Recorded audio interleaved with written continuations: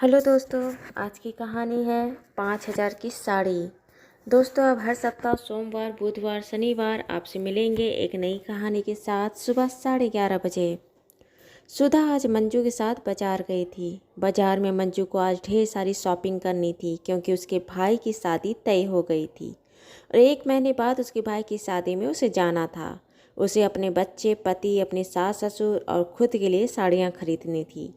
बच्चे, सास ससुर और पति का कपड़ा तो खरीदाया जा चुका था, पर मंजू अपने लिए साड़ी नहीं खरीदी थी। आज वो अपने दोस्त सुधा को फ़ोन करके बोली कि मुझे एक सुंदर प्यारी सी साड़ी खरीदनी है, तुम मेरे साथ चल। सुधा मंजू के साथ मार्केट गई। मार्केट में साड़ी की दुकान पर साड़ियाँ देखते देखते मंजू ने अपने लिए एक साड़ी पसंद की। बहुत ही खूबसूरत थी। पर्पल कलर की साड़ी जिसका पल्ला हल्का ग्रीन कलर में था, उस पर गोल्डन कलर के फूल बूटी बने हुए थे और उसका पूरा आंचल में गोल्डन कलर का काम किया हुआ था। साड़ी देखने में एक नज़र में ही भा गई थी। मंजू ने जब साड़ी अपने लिए पसंद कर ली तो दुकान वाले से साड़ी की कीमत पूछी। दुकान वाले भैया ने साड़ी का दाम बताया 5,000। मंजू ने बेफिक्र होकर अपने पर्स खोल 5,000 रुपये गिने और दुकान वाले भैया को दे दिया। सुधा की नज़र साड़ी में बैठ गई थी, जो उसके मन ख्यालों से हट ही नहीं रही थी। वह घर आने के बाद भी साड़ी से अपना मन हटा नहीं पाई। रात को जब सुधा के पति घर आए तो सोने से पहले वह अपने पति से बोली कि मुझे एक साड़ी खरीदनी है। आज मैं दुकान मंजू के साथ गई थी। वहाँ पर उसने साड़ी खरीदी और वह जो साड़ी खरीदी वह साड़ी पर मेरा मन आ गया। मेरे दिल से, दिमाग से वह साड़ी हट ही नहीं रही है। मुझे वह साड़ी चाहिए। मैं उस साड़ी को खरीदना चाहती हूँ। सुधा के पति कमल, जो बहुत ही सीधे सरल इंसान थे, बोले तो इसमें सोचने वाली क्या बात है। अगर पसंद है तो ले आओ। कितने का है? सुधा बोली, बस 5,000। कमल, जो सोने के लिए बिस्तर पर अपने पीछे तकिया ढंग से लगा रहे थे, वह अचानक से सुधा को पलट कर देखे। क्या कहा? कितना? 5,000। सुधा ऐसे बोली जैसे 5,000 नहीं, वह 500 बोल रही हो। कमल बोली, तुम्हें पता है तुम्हें क्या बोल रही हो? 5,000 रुपया सुधा, 5,000 रुपया कोई नॉर्मल बात नहीं होता। कोई 500 रुपये की साड़ी नहीं है। तुम जानती हो घर की स्थिति क्या है, फिर भी तुम एक बच्ची की तरह जिद कर रही हो। 500 रुपये की साड़ी होती है, 1,000 की साड़ी होती, 2,000 की साड़ी होती तो मैं तुमको बिल्कुल आराम से कह देता, लेकिन 5,000 की साड़ी? सुधा, तुम्हें कुछ भी समझाने की ज़रूरत है क्या? सुधा का मुंह खुल गया। मेरा पति लाख रुपया महीना कमाता है, क्या मैं 5,000 की साड़ी खरीद नहीं सकती? कमल जी कहे कि 5,000 रुपये की बात यहाँ नहीं है, ना मेरे लाख रुपया कमाने की बात है स्थिति की। हमारी स्थिति क्या है? अगर स्थिति अच्छी होती तो 5,000 रुपये की जगह पर तुम 8,000 की साड़ी खरीदो, कोई दिक्कत नहीं है। लेकिन अभी हमारी स्थिति क्या है तुम जानती हो ना। सुधा का दिमाग खराब हो गया। वह झटके से करवट लेते हुए सो गई। बोली, मुझे आपसे बात ही नहीं करना। आप मुझसे तब तक बात नहीं करना जब आप 5,000 रुपया मेरे हाथ पर रख दोगे। दूसरे दिन सुधा के फूले मुंह को देखते हुए उसकी सासू जी पूछी, बेटा क्या हुआ, इतना नाराज क्यों दिख रही है? कमल ने कुछ कह दिया क्या? उसके बातों का क्या बुरा मानना। बेटा, तुम तो जानती हो कि अभी वह कितना परेशान चल रहा है। एक तरह से कहो तो हम सब अभी घर में कितना परेशान हैं।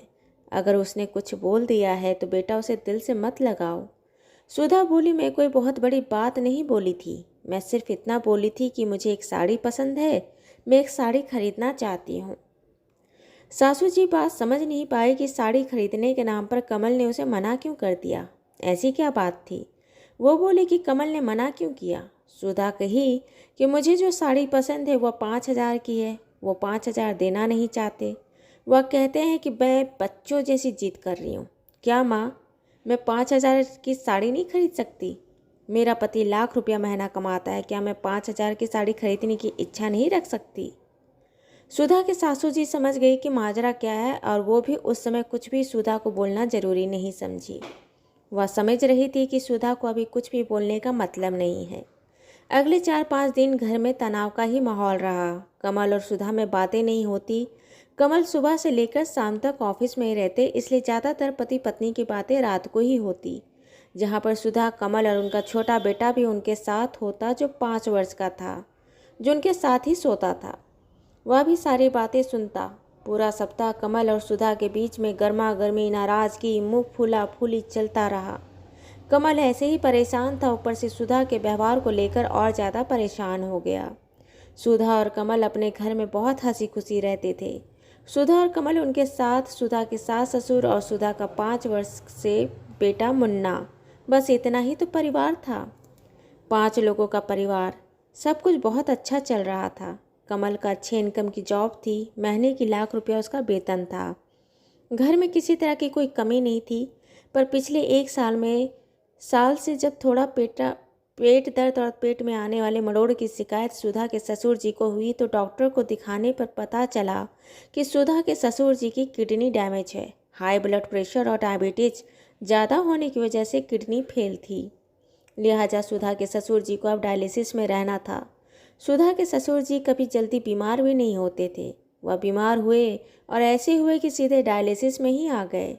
जैसे उनका पेट में दर्द की शिकायत हुई, उससे कहीं ज़्यादा तेज़ी से उनकी तबीयत बिगड़ते चली गई। उन्हें हर एक दिन छोड़कर डायलिसिस करवाना पड़ता था। सप्ताह में उनके 3 दिन डायलिसिस होती थी। एक डायलिसिस 1500 से 2000 रुपया तक का पड़ता था। लिहाजा कमल ने अपने पिता के डायलिसिस के लिए पूरे महीने का पैकेजिंग लगभग 20,000 रुपये में लिए थे।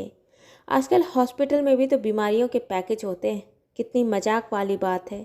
उसके अलावा सुधा जी के ससुर जी के महीने भर की दवाइयाँ, डॉक्टर की फीस, उनका खान पान, बच्चों की स्कूल फीस, घर के खर्चे और साथ में ही कमल को पैसे का भी जुगाड़ करके रखना पड़ रहा था कि अचानक से कहीं अगर कोई डोनर मिल जाए तो ऑपरेशन कराना पड़े तो 15 से 20 लाख रुपए की ज़रूरत पड़ेगी।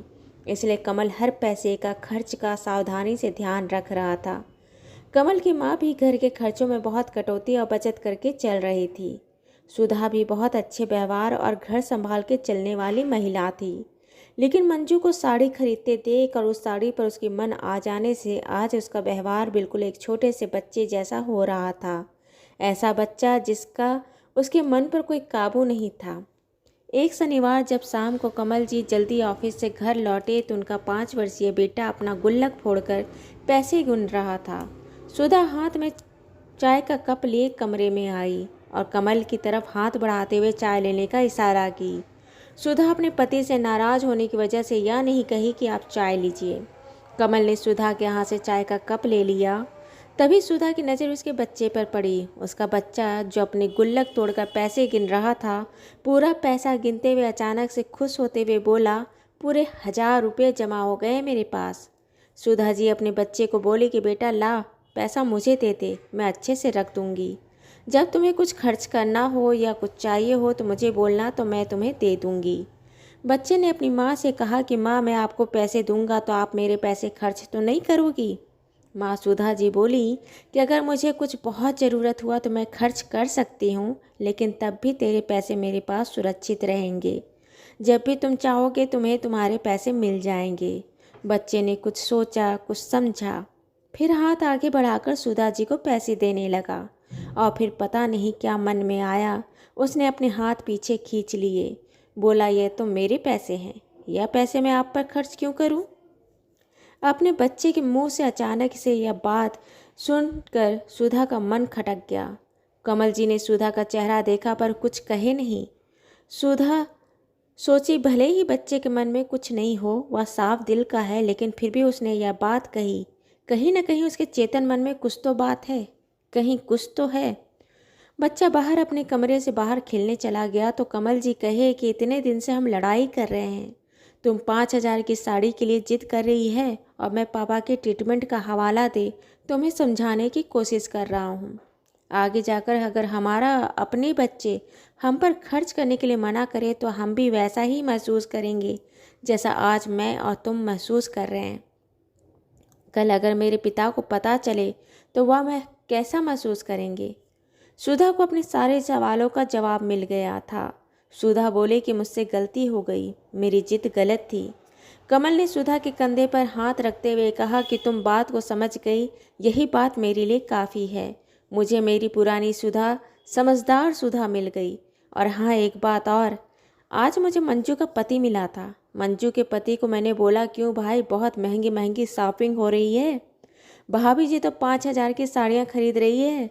तो मंजू के पति ने कहा, यार उसके भाई की शादी है, उसके भाई ने अपनी बहन को 50,000 रुपये कैश दिया है कि दीदी आप शादी में आइएगा, साथ में अपने लिए, अपने सास ससुर, अपने पति और अपने बच्चों के लिए कपड़े खरीद लीजिएगा। या उसके भाई के द्वारा दिए गए पैसे हैं जिससे वह शॉपिंग कर रही है। कमल जी फिर कहे, सुधा जब हमारे बच्चे का जब सूर्य पूजा था तो तुमने भी कितने चाव से उसके सूर्य पूजा करने के लिए 4,000 की साड़ी खरीदी थी। क्या मैंने मना किया था? मुझे कितनी खुशी थी। मैंने तो खुद तुम्हें अपने साथ ले जाकर मार्केट में साड़ी खरीदवा लाया था। अगर आज मैं मना कर रहा हूँ तो क्या तुम्हें लगता है कि मैं तुम्हें देना नहीं चाहता या तुम्हारी खुशी को पूरा नहीं करना चाहता? बस इतना सा बात कह रहा था कि हमारी स्थिति अभी थोड़ा तंग है।